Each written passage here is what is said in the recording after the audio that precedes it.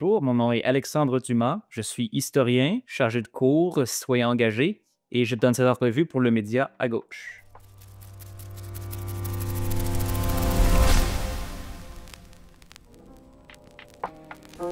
Quelle est ta définition de la gauche? À gauche, c'est vraiment la lutte constante contre l'injustice.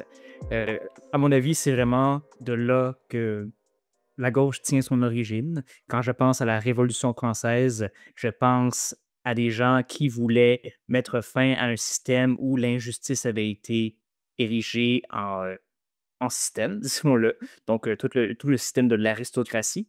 Et donc, la gauche, pour moi, c'est cette volonté de mettre terme à une injustice systématique. Quand je dis injustice, je ne parle pas d'injustice au sens légal, je pense vraiment au sens social.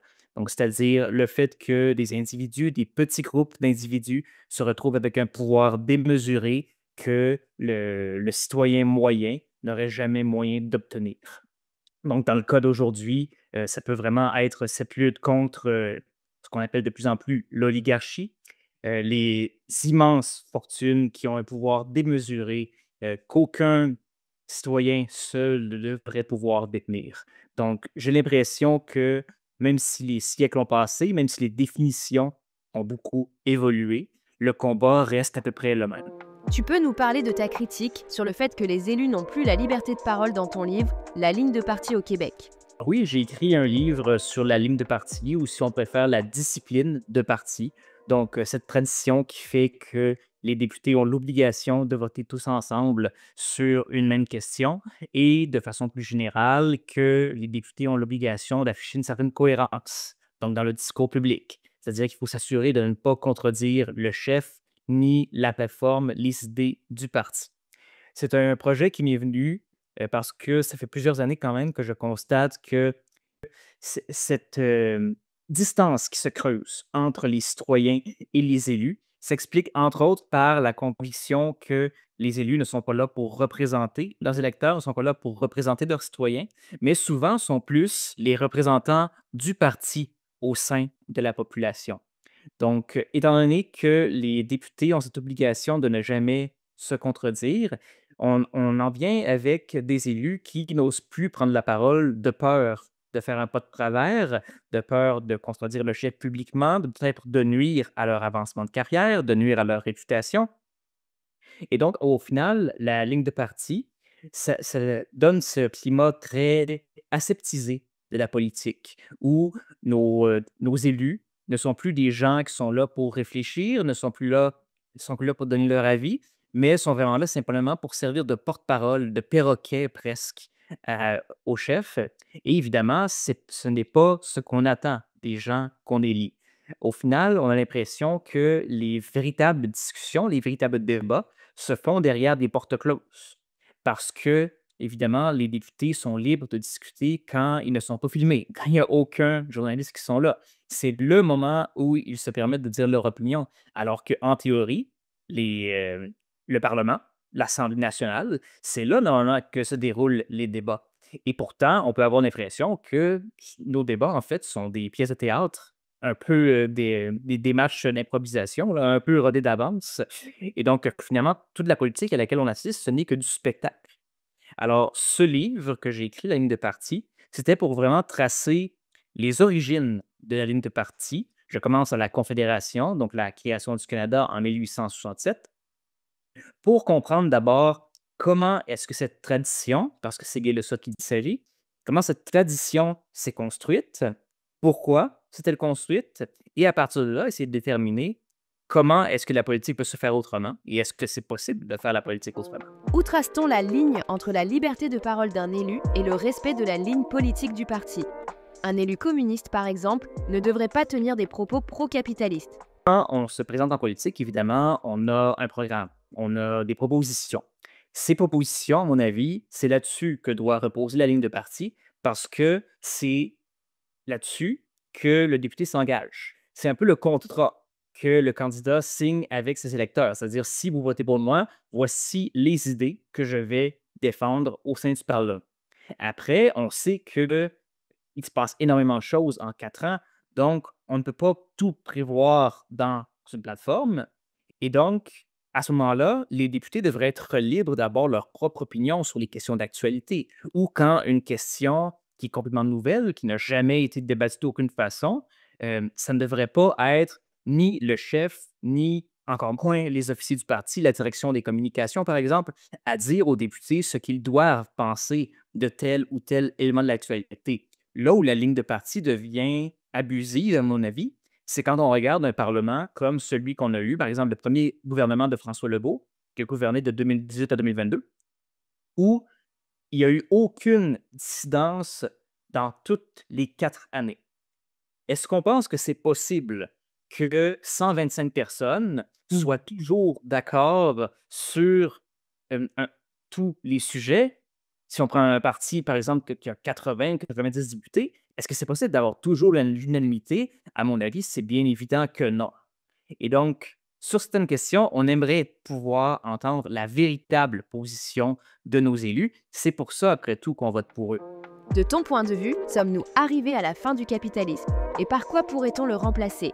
Je vais peut-être vous décevoir là-dessus parce que souvent, quand on parle avec un universitaire, on s'attend peut-être à ce qu'il nous sorte des grands concepts tout déjà prévus d'avance, qu'on vous dise moi, je suis de la tendance, je ne suis pas trotskiste du communisme. Et non, non, ce n'est pas mon cas du tout. D'abord parce que quand on parle d'un système économique, à mon avis, on ne peut pas simplement tout recommencer à zéro. C'est simplement impossible à faire pour des êtres humains. Que de tout, vraiment tout réinventer du jour au lendemain, je pense que la plupart des révolutions l'ont démontré que c'était impossible de faire vraiment table rase de ce qu'on a présentement. Le capitalisme, pour moi, c'est un très mauvais système dans le sens où c'est un système qui n'est pas viable. C'est un système qui vise la croissance infinie. Et évidemment, comme notre planète a des ressources limitées, c'est évidemment un système qui nous dirige droit vers une catastrophe qui est inévitable. Ensuite, c'est un système qui amène, on en parlait au début, donc des injustices qui sont immenses et au final qui viennent brouiller les règles du jeu. Dans le fond, si le capitaliste ne peut pas respecter ses propres règles parce qu'on arrive de plus en plus avec des fortunes qui sont immenses et qui empêchent toute forme de compétition. J'ai pas l'impression qu'aujourd'hui, quelqu'un pourrait arriver, même avec d'excellentes idées, même avec un savoir-faire incroyable, et dire je vais être le nouveau Jeff Bezos, je vais être le nouveau Elon Musk. C'est aussi peu probable qu'un paysan qui arriverait au 18e siècle en disant je serai le prochain roi de France. C'est un objectif qui est simplement irréalisable.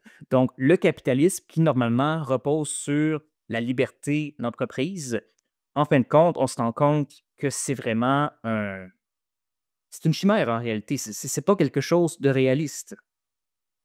Donc, maintenant, si vous me demandez par quoi est-ce qu'on remplace le capitalisme, j'ai pas l'impression qu'on doit remplacer le capitalisme. J'ai l'impression simplement qu'on doit apprendre des excès du capitalisme et qu'on doit faire de notre mieux pour les régler, en fait. Quand on arrive à la Seconde Guerre mondiale, on sort de la Grande Dépression, on s'est rendu compte, en fait, que le système n'était pas viable. Euh, moi, j'aime bien rappeler que si on a créé un État-providence dans la deuxième moitié du 20e siècle, ce n'est pas parce que subitement les capitalistes ne se sont développés une conscience que les élus soudainement sont souciés du bien-être de leurs semblables. C'est vraiment parce qu'on s'est rendu compte que le système nous conduisait à la catastrophe. On ne voulait pas connaître de deuxième Grande Dépression. On s'est rendu compte que quand on a 25 d'une population qui ne consomme plus parce qu'elle n'a plus de revenus, peut-être un autre 25 qui consomment très peu parce que son revenu a beaucoup diminué. Mais en fin de compte, c'est tout le monde qui perd parce que quand les gens ne consomment plus, ben, le système ne fonctionne plus. Et c'est pour ça qu'on a mis en place tous ces programmes d'aide. On s'est dit, si on s'assure que les citoyens ont toujours le minimum pour vivre, et on s'assure qu'ils vont toujours pouvoir consommer. Et c'est comme ça qu'on peut aller chercher un cycle de croissance sans fin. C'est de moins en moins vrai aujourd'hui, à mesure que justement on met la hache dans les programmes sociaux, supposément pour faciliter la croissance, pour améliorer la productivité. Mais c'est dire qu'on peut faire des constats et éventuellement changer les choses. Mon point de vue, lorsqu'un secteur de l'économie a démontré son incapacité à être dirigé en fonction du bien commun, quand on se rend compte, dans le fond, que le privé est incompatible avec le bien commun, c'est là, à mon avis, qu'on doit se dire que ça doit devenir une propriété publique. On l'a fait avec certaines ressources naturelles, par exemple, avec les services publics. On s'est rendu compte que de les avoir complètement privés, en tout cas ici au Canada et aux États-Unis, c'était pas viable. Et donc, on s'est permis à ce moment-là de dire on nationalise. Et il me semble, c'est mon opinion, qu'après le nombre de crises économiques qui ont été causées par les banques, par exemple, par les compagnies d'assurance, ce sont des secteurs, par exemple, où on devrait se dire, écoutez, on a essayé le privé, ça n'a pas fonctionné. Donc, nationalisons, rendons ça public. Faisons ça. Et là, je sais que c'est des propositions qui font très peur parce qu'on se dit souvent, bon, l'État n'est pas capable de gérer tout ça. Très bien, mais le privé non plus n'est pas capable. Donc, allons-y au moins avec une entité dont l'objectif, ne serait-ce que théorique, serait d'agir dans l'intérêt de la population. Ce n'est pas le cas présentement. On peut essayer de se faire croire là, que les banques augmentent les taux d'intérêt pour contrôler l'inflation. On sait que ce n'est pas le cas. Là. Toutes les entreprises privées travaillent d'abord et avant tout pour leurs actionnaires. Donc, quand un secteur de commerce ou d'industrie a fait la preuve de son incompétence, à mon avis, c'est le rôle du public de venir le règlement. Ne penses-tu pas qu'il faut radicaliser notre discours face au système capitaliste et au système de domination qu'il engendre? La difficulté qu'on a quand on veut opérer des réformes en profondeur, c'est évidemment de bien se faire comprendre.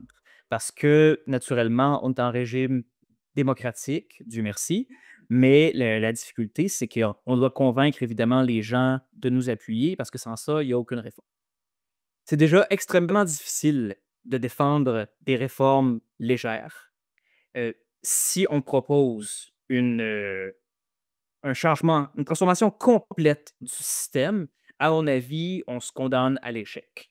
Dans le contexte actuel, où une grande partie des médias sont détenus par des grandes fortunes, donc des gens évidemment qui travaillent pour leurs propres intérêts, et d'un autre côté, des médias peut-être plus traditionnels, mais quand même sympathiques au système qui leur permet d'exister. Euh, c'est extrêmement important de bien définir la façon dont on va parler aux citoyens. Dès le moment où on commence à parler de capitalisme, de socialisme, on perd énormément de gens. Parce que, évidemment, ce sont des termes qui sont extrêmement complexes et sur lesquels la plupart des gens ont leur propre définition.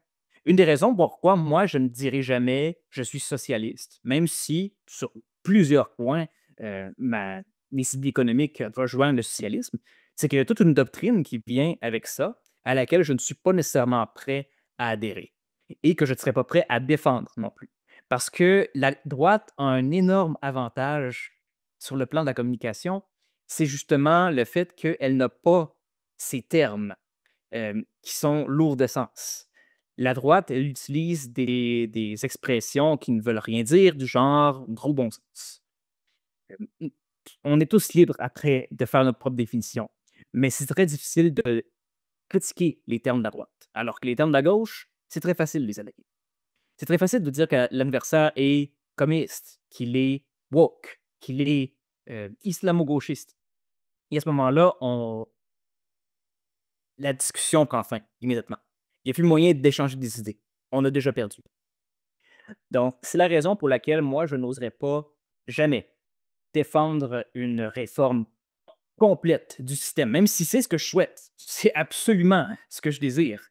Mais je crois que si on veut le présenter d'une façon qui est capable de rallier les citoyens, de rallier les gens, il faut absolument, il faut avoir les moyens de nos ambitions, tout simplement. Il faut commencer par vraiment changer la façon de présenter la politique. Il faut changer la façon de présenter la gestion de l'État. Et à partir de là, une fois qu'on aura simplement un peu changé la culture, là, on pourrait commencer vraiment à parler de recherche, de réforme en profondeur. Parce que je pense que autant au Canada qu'en France ou aux États-Unis, euh, cette gauche qui réclame des réformes majeures va toujours avoir une portée limitée. Ce ne sera jamais possible d'aller chercher vraiment la majorité de la population parce que on est trop confortable présentement. Et surtout, la droite a quand même réussi à nourrir ce rêve que la grande fortune est accessible à tous. C'est pas parce qu'on trouve Elon Musk tellement sympathique qu'il y a autant de gens qui sont là pour, le défendre quand il est critiqué. Il y a vraiment cet espoir que chacun d'entre nous peut devenir un Elon Musk en travaillant fort. Le grand succès de la droite, c'est d'avoir réussi à nous convaincre que si je ne suis pas millionnaire, ben, c'est parce qu'il y a une partie de mon salaire qui paie l'aide sociale de mon voisin ou qui paie les frais de santé de ma voisine. Remarques-tu une dérive de plus en plus à droite des médias québécois? Indubitablement, un ressortage vers la droite de la part des médias. Et la raison fondamentale, à mon avis, c'est la crise des médias qui dure depuis plusieurs années. C'est-à-dire que les médias, en ce moment, tous les médias, sans exception, luttent pour leur survie. Et c'est ce qui peut conduire à des réflexes très défensifs et justement à ce déplacement vers la droite. D'un côté, on a des médias qui appartiennent à des gens très riches, et ça, c'est le grand avantage de la droite par rapport à la gauche, c'est-à-dire que on a des milliardaires qui sont prêts à dépenser beaucoup d'argent pour défendre leurs idées. Parce qu'évidemment, défendre leurs idées, ça permet l'élection de gouvernements de droite qui vont diminuer leurs impôts et donc c'est payant financièrement et qui ont intérêt aussi là, à nous convaincre que les responsables de nos problèmes, eh bien, ce sont les musulmans, ce sont les noirs, ce sont les trans, bref, c'est tout sauf les capitalistes.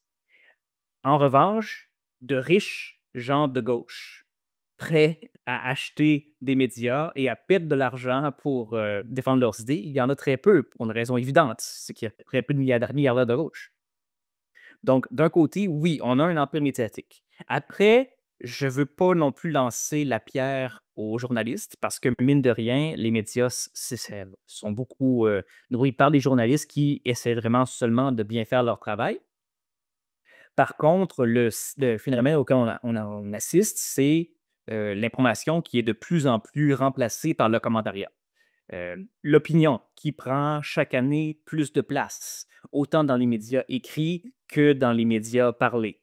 Et c'est là, à mon avis, que se joue le plus grand danger, c'est-à-dire qu'on en vient qu'on ne fait plus la différence entre un journaliste et un chroniqueur, un commentateur. Il y a beaucoup de gens qui pensent que Richard Martineau est un journaliste, mais ce n'est pas le cas.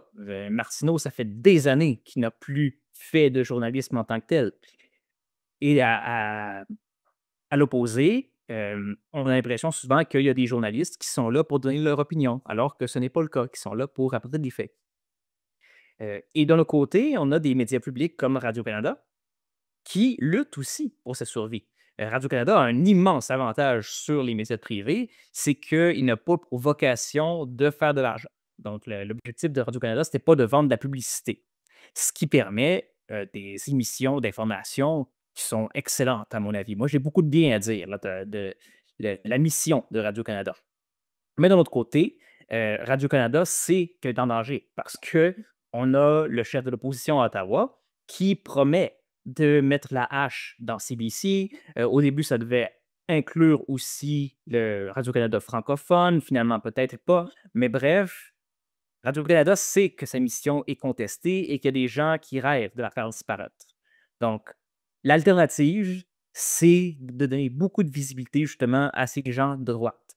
Ce qui fait qu'on se retrouve avec des gens comme Christian Dufour ou Jacinthe Varel, des commentateurs très à droite qui utilisent un peu leur visibilité à Radio-Canada pour défendre leurs idées politiques. On a de très bons panélistes, de très bons commentateurs à Radio-Canada qui sont là vraiment pour commenter, pour analyser, pardon, la chose politique, l'actualité, mais on en a d'autres qui s'en servent vraiment comme d'une tribune pour véhiculer leur idéologie. Et c'est effectivement la peur de disparaître qui amène les médias à donner une aussi grande voix à ces personnes. Parce que oui, ça fait vendre. Après, est-ce que c'est vraiment la droite qui fait vendre ou est-ce que ce n'est pas la polémique qu'ils apportent? Parce que ces commentateurs de droite font énormément réagir. C'est ce qui fait aussi que dans un journal comme le Journal de Montréal, on va quand même avoir des chroniqueurs à gauche. parce que ces chroniques à gauche aussi font réagir. Ça aussi, ça fait de la polémique et ça aussi, ça fait vendre. Donc, même si on va donner une place beaucoup plus importante à la droite, parce qu'au final, c'est le message de droite qu'on veut qu'il soit transmis, on va quand même laisser une place à la gauche parce qu'il y a quand même un marché pour ces commentateurs plus de gauche. Donc, si j'avais à donner une explication à ce déplacement vers la droite des médias, je dirais que oui. C'est principalement, c'est la course, pardon, la lutte pour la survie. Présentement, les seuls médias que j'ai l'impression qui sont épargnés par cette déplacement vers la droite, ce sont les médias plus régionaux, les médias locaux. Les quotidiens de la coopérative, par exemple. Ce sont d'excellents journaux et qui, à mon avis, ne donnent pas dans ce commentariat de droite. Et justement, présentement, ce sont des quotidiens qui menacent de disparaître. Et là, on a échappé au pire parce que là, il était possible que l'Empire québécois les rachète, ce qui aurait été une très mauvaise nouvelle pour l'information en région. Mais on reste avec cette problématique, c'est que les médias ne pourront pas survivre s'ils restent indépendants. L'information, je dirais que l'information dépend de l'aide gouvernementale. Et triste à dire parce que je sais que l'aide gouvernementale, c'est une des raisons qui font que beaucoup de gens n'ont plus confiance envers les médias. Mais il faut se l'avouer, l'information ne peut pas être traitée comme un bien commercial comme un autre, parce que ce ne sera jamais rentable d'aucune façon. Il y a 100 ans, ça pouvait l'être. Il y a 100 ans, un journal pouvait vivre de ses abonnements. C'est plus le cas aujourd'hui, parce que l'information, elle est partout, elle est gratuite. Donc, si on veut avoir des journalistes qui font bien leur travail, des journalistes qu'on va payer, ça prend du financement.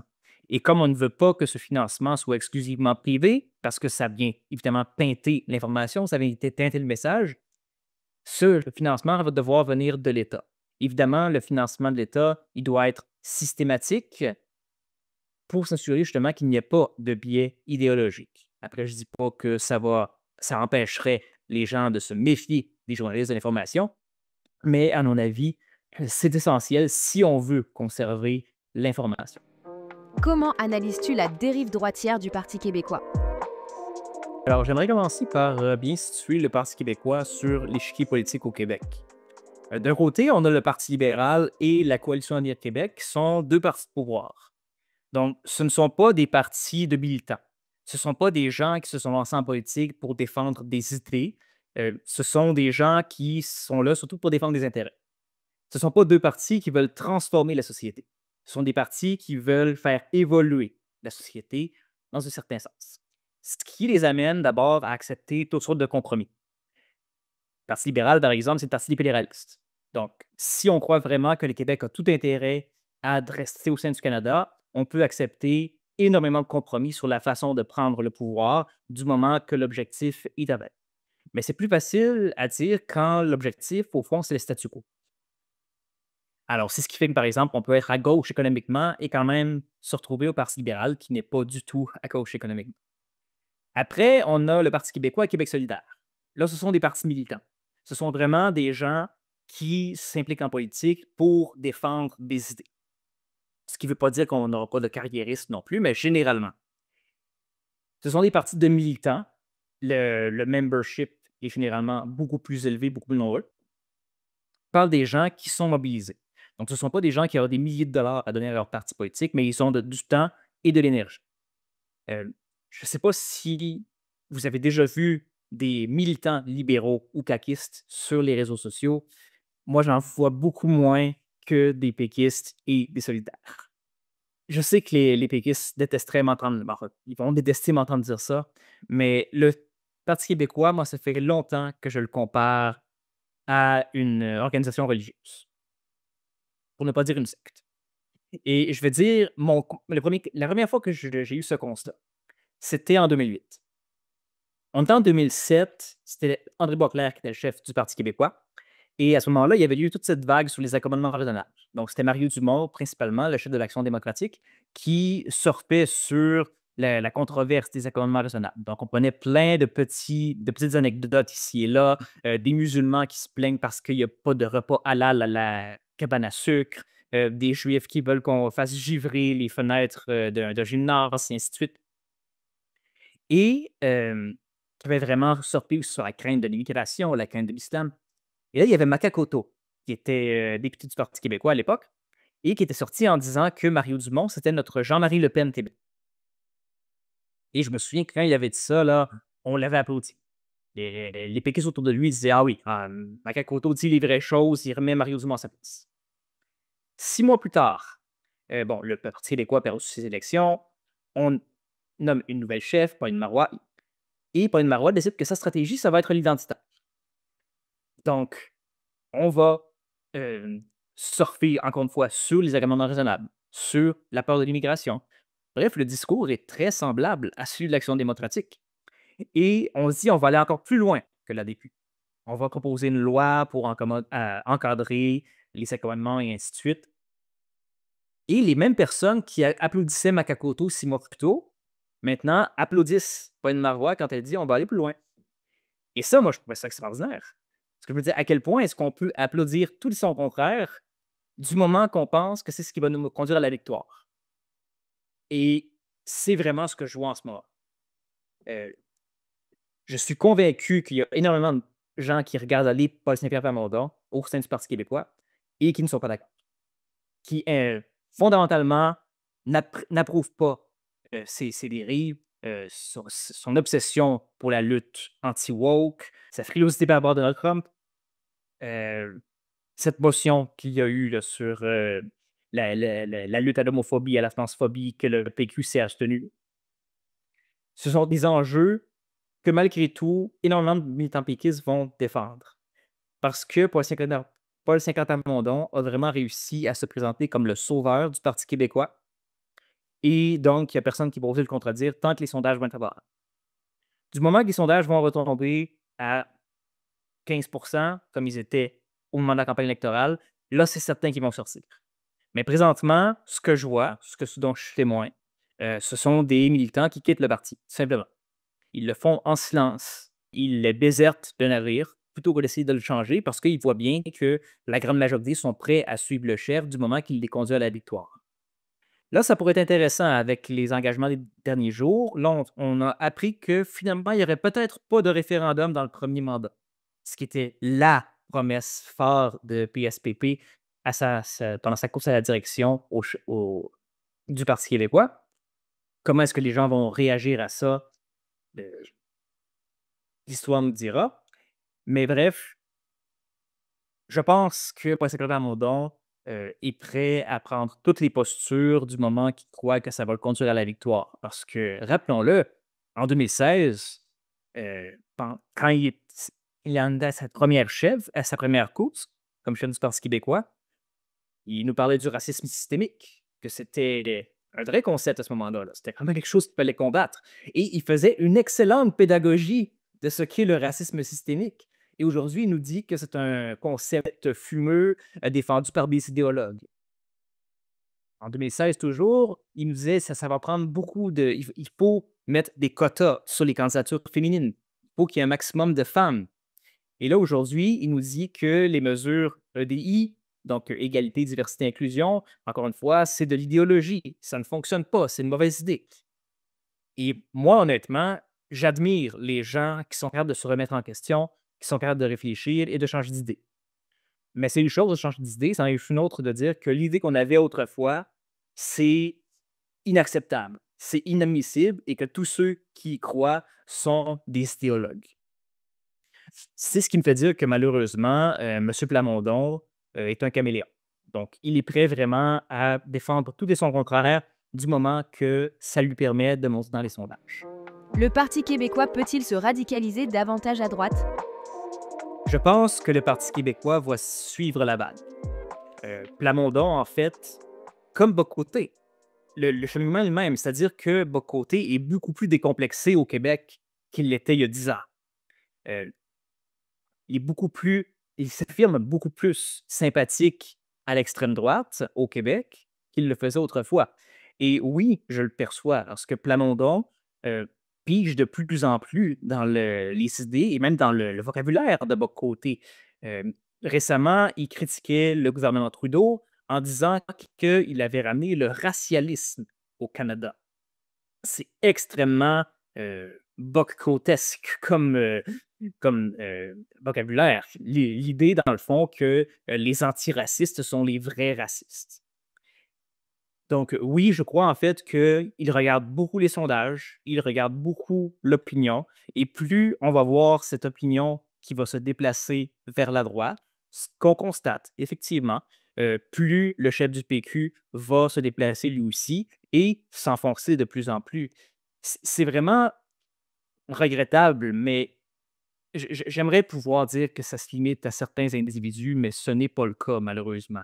Il y a vraiment beaucoup de gens que je connais personnellement qui sont à l'aise maintenant de défendre des idées qu'ils n'auraient jamais osé défendre il y a quelques années, ne serait-ce que parce qu'ils n'y croyaient pas. Mais désormais, la parole est tellement libérée et disons-le, c'est une forme de haine, vraiment.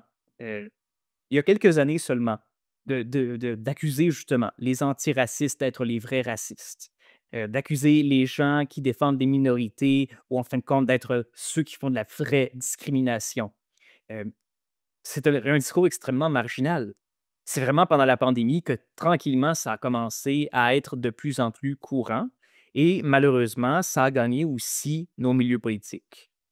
Et plus, évidemment, ça gagne nos élites, nos milieux politiques, plus pour la population, ça devient de plus en plus facile d'entrer dans ces idées, mais aussi de les véhiculer.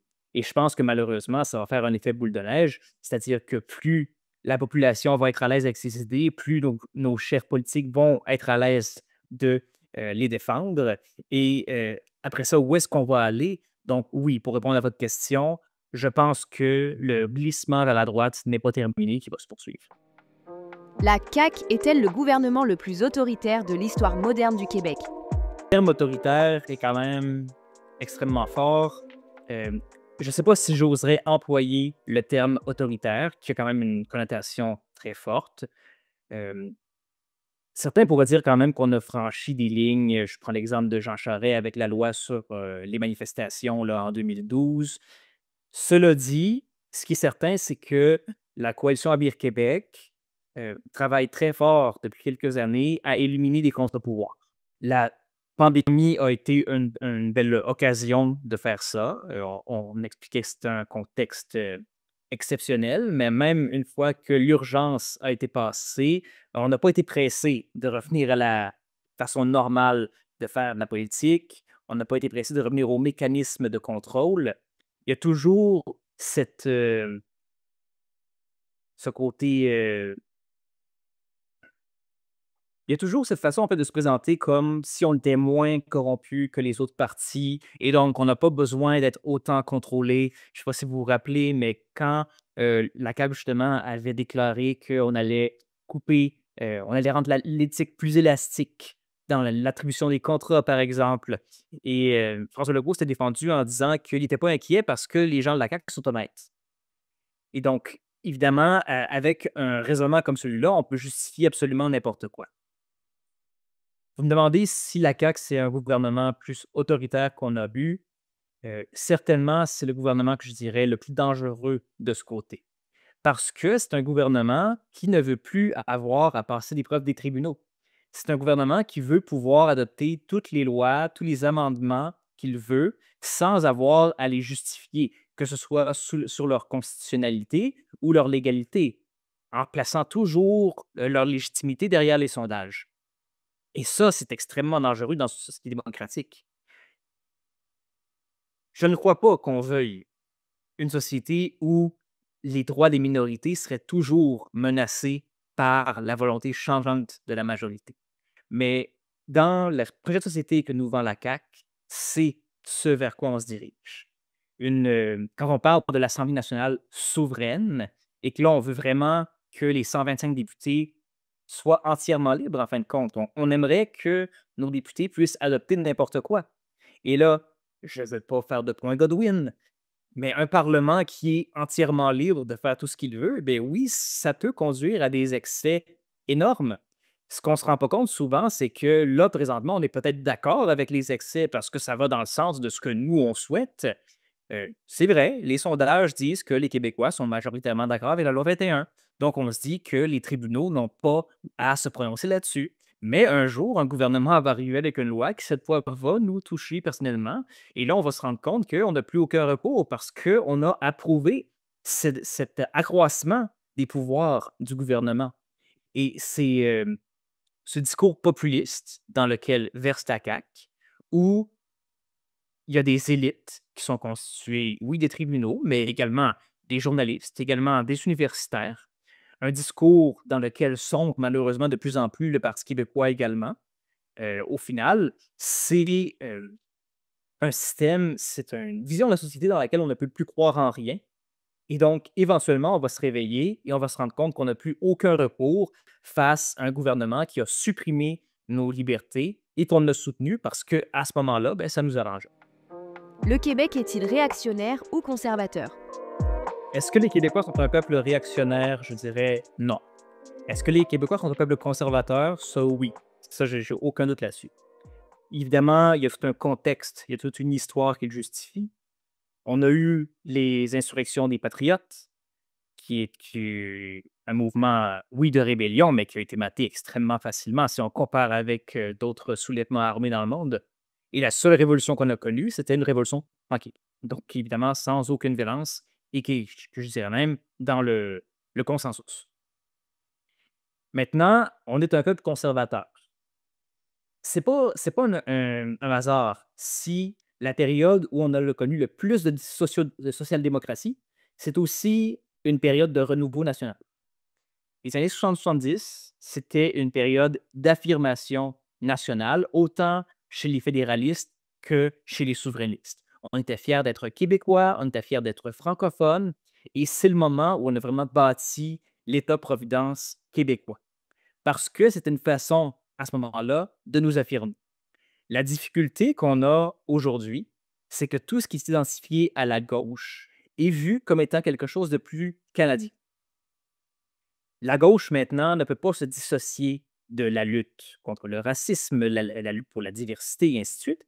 Mais le problème, c'est que ces différentes luttes, on a réussi à les associer au multiculturalisme canadien. Donc, peuple québécois qui a peur de disparaître, qui a peur de ne plus exister, forcément n'est pas naturellement porté à adhérer à ce projet de défense des minorités. Parce que tout projet de défense des minorités laisse planer l'ombre de la disparition de l'assimilation. C'est pas pour rien que même si on assiste à une montée des idées de droite, des idées effectivement plus réactionnaires, malgré tout, les Québécois sont la province où on est le moins intéressé à participer au projet de Trump, à devenir le 51e État américain. Parce que oui, peut-être qu'on a envie de plus revenir vers l'individualisme, vers tout ce projet libertarien, mais au final, on veut quand même continuer à exister comme peuple. Donc, c'est vraiment un sentiment de réaction nationale, de protection, de défense nationale qui nous pousse vers ce, ce discours plus à droite. C'est là, à mon avis, où ça va être le défi de la gauche, de Québec solidaire en particulier, c'est de vraiment présenter son projet progressiste, son projet de gauche, en même temps comme un projet national. Donc, à la fois se dissocier complètement du multiculturalisme du projet canadien, mais en même temps défendre des valeurs que, oui, on y retrouve. Quelle est ta vision de la gauche québécoise? D'abord, je dirais que la gauche québécoise traîne la question nationale comme un boulet depuis une quarantaine d'années. C'est-à-dire que dans les années 60-70, il y avait quand même une adéquation entre la gauche et le projet d'indépendance. Ça allait presque de soi. Si on était à gauche, on était souverainiste. Parce que, à ce moment-là, le projet était extrêmement inclusif. En fin de compte, tout ce qu'on demandait, c'est de parler français. C'était extrêmement simple de se prononcer, de se dire québécois et même de participer au projet. Parce que le but, c'était de créer un État français avec une culture à laquelle participeraient tous ceux qui le souhaitaient. C'est l'époque de Gérald Godin, c'était l'époque de Jacques Couture, donc une gauche souverainiste extrêmement ouverte sur le monde. Après, ce qui est arrivé, c'est que tranquillement, on a d'abord remisé le projet de référendum pour bien gérer l'État. Ça a commencé avec René Lévesque, déjà à son deuxième mandat, où là, le Parti québécois s'est vraiment tourné contre ses alliés de la première heure, donc les syndicats. Déjà, il a commencé à avoir un peu une fragmentation. Parce que d'un côté, on avait ceux qui se disaient il faut soutenir le Parti québécois parce que c'est seulement cette façon-là qu'on peut aller chercher l'indépendance. Et d'autres qui se disaient mais on ne peut pas soutenir un parti qui se bat contre nous. Donc, déjà, on commence à avoir cette division. Après arrivent les années Bouchard, où là, vraiment, le Parti québécois fait un 180 degrés et soudainement, le projet de société, ça devient de baisser des impôts et de couper dans les services. Et là, c'est vraiment là qu'on voit des gens qui sont à gauche. Parce qu'il y a des gens, il y a encore aujourd'hui des gens à gauche au Parti québécois, puis ça n'a jamais arrêté. Mais simplement qui sont prêts à tout mettre de côté en échange du projet d'indépendance. Et de l'autre côté, il y a ce revirement, ce déplacement à droite du Parti québécois, du mouvement indépendantiste en général. Donc, depuis le discours de Parizeau, là, on a été battu par le vote ethnique. Donc, qui tient les immigrants responsables de la défaite et donc un nationalisme beaucoup plus conservateur qui se demande quelles sont les valeurs québécoises et qui, en fin de compte, en vient à exclure de plus en plus. Je fais une parenthèse, mais ça, c'est toujours fascinant à observer. On a perdu avec 49,4 des votes en 95. N'importe quel stratège politique aurait dit il faut trouver une façon d'aller chercher juste 1% ou 2% de plus. Mais non, nous, ce qu'on a fait, c'est il faut qu'on élimine le plus de gens possible. Il y a trop de gens dans le 49,4 qui ne correspondent pas. Il faut qu'on les trouve et qu'on les chasse. Fin de la parenthèse. Donc, euh, on a cette fragmentation, mais aussi, on a poussé beaucoup de gens de gauche à basculer dans le camp fédéraliste. Parce que le Parti libéral s'est approprié justement toute cette notion d'inclusion. Le Parti libéral pouvait se présenter comme le parti ouvert à la diversité, qu'elle soit ethnique, culturelle, linguistique, religieuse, sexuelle. Et là, soudainement, on se retrouve vraiment avec une gauche morcelée. Une gauche morcelée et qui, dans le cas, n'est pas dans le bon parti. Parce qu'on a des gens de gauche qui défendent le parti de droite fédéraliste et des gens de gauche qui défendent le parti de droite souverainiste. Donc, beaucoup de gens de gauche qui mettent leurs idées de côté au nom de la question nationale. Et c'est un problème parce que cette question-là, elle est tout le temps là. Elle n'a jamais arrêté d'être d'actualité. Donc, oui, on a Québec solidaire qui arrive en 2006 avec des scores familiques là, aux premières élections et qui a de la difficulté à se positionner. Avec raison, parce qu'il y a beaucoup de fédéralistes qui ne voteront jamais pour un parti souverainiste, peu importe à quel point ils sont à gauche. Donc, encore aujourd'hui, il y a des gens de gauche qui votent pour le Parti libéral, même si économiquement, ce parti n'a absolument rien de gauche. Mais le fait que Québec solidaire soit un parti indépendantiste va toujours les empêcher de voter pour lui. Et de l'autre côté, on a encore des gens Parti québécois de gauche qui vont tout mettre leurs principes de côté jusqu'à ce qu'on ait l'indépendance. C'est ce qui fait que la gauche est autant divisée au Québec. C'est la question nationale. Parce que même si on a des associations qui sont à la gauche, des associations de défense là, des minorités sexuelles, des associations culturelles, des organismes là, vraiment d'aide sociale et tout ça, en fin de compte, ça va toujours être difficile pour ces organismes, ces associations de soutenir Québec solidaire. Parce qu'au sein des associations, il y a des péquistes, il y a des libéraux, il y a des gens qui, pour plein de raisons, ne veulent pas soutenir le parti de la gauche. Et c'est la même chose pour les syndicats. Donc, comment est-ce qu'on en arrive à fédérer la gauche quand tous les facteurs sont là pour assurer qu'on soit divisé? Vous avez raison quand vous dites qu'on a un avantage au Québec, c'est qu'il y a seulement un parti de gauche. Mais la gauche va toujours être divisée entre les partis tant que la question nationale ne sera pas réglée. Québec solidaire est ouvertement indépendantiste.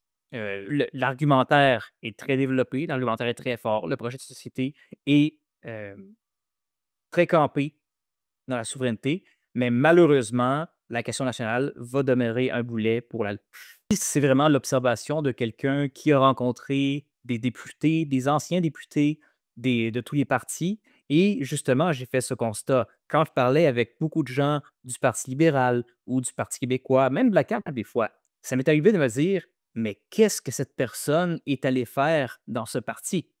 pourquoi est-ce que cette personne qui est très à gauche est avec le Parti libéral ou avec le Parti québécois? Et évidemment, la réponse qui me venait toujours, c'était parce qu'elle était fédéraliste, elle était souverainiste. Donc, c'est vraiment ça qui m'amène à croire que la question nationale, ça dicte l'allégeance politique de beaucoup de Québécois. Le Québec a-t-il connu des partis de gauche dans son histoire? Pour faire un historique du Parti de gauche au Québec, on a eu l'Action libérale nationale, 1934 jusqu'à 1939, qui présentait un projet qui était économiquement très à gauche, sans être vraiment à gauche sur le plan social, hein, parce que on était quand même c'était très catholique. Là, pour vous donner une idée, c'était les enseignements du pape qui avaient dicté le contenu du programme, mais qui était très à gauche dans la mesure où on proposait des programmes sociaux, on proposait des nationalisations. Donc, pour l'époque, c'était presque communiste comme position. Ensuite, il y a eu le Bloc populaire canadien, qui était en gros l'héritier spirituel de l'Action libérale nationale, donc 1944 à environ 1947. Dans les 2 cas, ça a été des expériences de très courte durée parce que les Québécois étaient très attachés à leur pratique traditionnelle et c'était très difficile de les amener vers autre chose. Ensuite, on fait un saut dans le temps. Là, on arrive au RIN, donc le Rassemblement pour l'indépendance nationale, qui avait quand même là, une bonne tendance marxiste, et le Parti québécois, qui était très social-démocrate à ses origines. Maintenant, un parti de gauche pour la gauche, malheureusement, c'est pas quelque chose qu'on retrouve dans l'histoire du Québec. Même le Parti ouvrier qu'on avait au début du 20e siècle, ça s'appelait un parti ouvrier, mais en fin de compte, c'était très bourgeois là, comme idée, là. C'était vraiment des ouvriers très scolarisés, souvent même qui sont devenus patrons avant de se lancer en politique. Donc oui, on proposait de travailler pour les travailleurs, mais en fin de compte, on était toujours assez libéraux. Donc, la gauche politique, comme on retrouve en France, c'est pas quelque chose qu'on retrouve beaucoup au Québec. C'est évidemment la difficulté de Québec solidaire. Et qu'en est-il de Québec solidaire? Québec solidaire va toujours devoir concilier sa partie militante et sa partie politicienne. Gabriel Nadeau-Dubois appartient évidemment à l'aile politicienne, donc qui essaie de rendre le parti respectable, au risque de faire taire les voix les plus motivées. Quand Guillaume Clich-Rivard a gagné son élection, c'était en 2023, je crois, en 2024, il n'y a aucun doute que c'est le militantisme qui a énormément aidé. En fait, toutes les victoires de Québec solidaire, ce sont beaucoup les militants qui les ont apportées à force de travail acharné. On voyait dans les circonscriptions, là, à chaque scrutin, le pourcentage d'électeurs augmentait. Mais c'est très difficile de mobiliser des militants avec un parti qui cherche à se montrer respectable. Et je peux dire, j'en fais partie. Moi, je vote pour Québec solidaire depuis 2014. Ça ne m'a pas empêché de trouver qu'ils ont fait une très mauvaise campagne en 2022 parce qu'ils avaient de la difficulté à expliquer leurs idées. Et quand on arrive avec des idées du genre: «Ah, on pourrait peut-être temporiser un peu l'interdiction des véhicules utilitaires de sport parce que dans les régions, on tient aux véhicules à essence». C'est très difficile d'adhérer à un parti qui est prêt à abandonner ses idées simplement parce que sait qu'elles sont pas populaires. Au contraire, il me semble qu'on devrait juste essayer plus fort de les expliquer.